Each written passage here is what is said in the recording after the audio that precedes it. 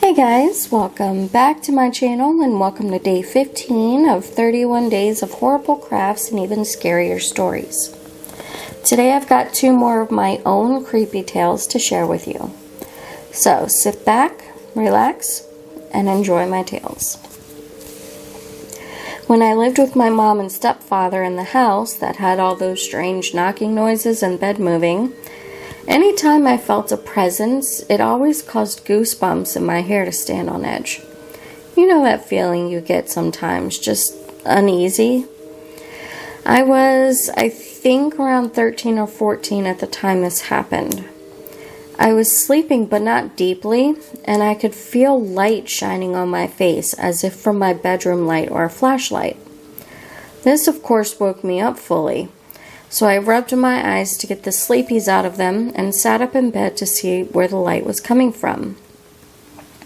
There at the edge of my bed was a woman in a long white gown. She was see-through, and the dress and her hair kind of floated around her as if she was underwater. She smiled at me, and instead of feeling scared or anxious, I felt peaceful. I could feel actual love radiating from her.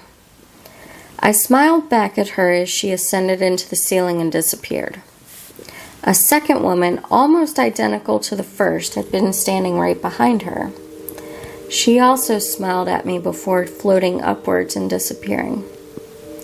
At the time I was religious, so I liked to believe that these were my guardian angels, but I guess I'll never know.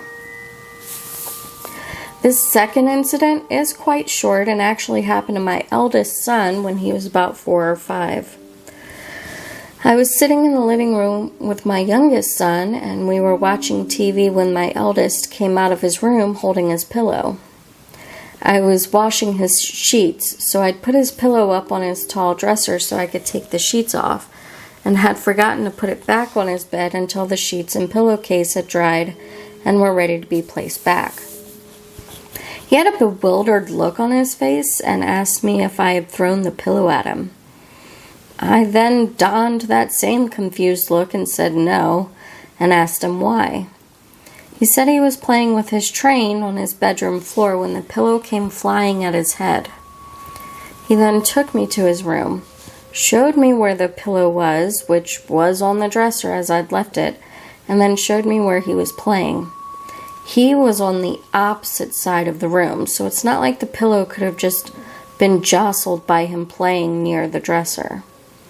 We both shrugged it off, and he decided he'd had enough playing in his room alone and joined his brother and I out in the living room. And I still can't explain that one. Well, alright, there you go. I hope you guys enjoyed today's video. As always, the playlist for this series is linked in the description box below, as well as the link to my Instagram, where you can see today's completed project.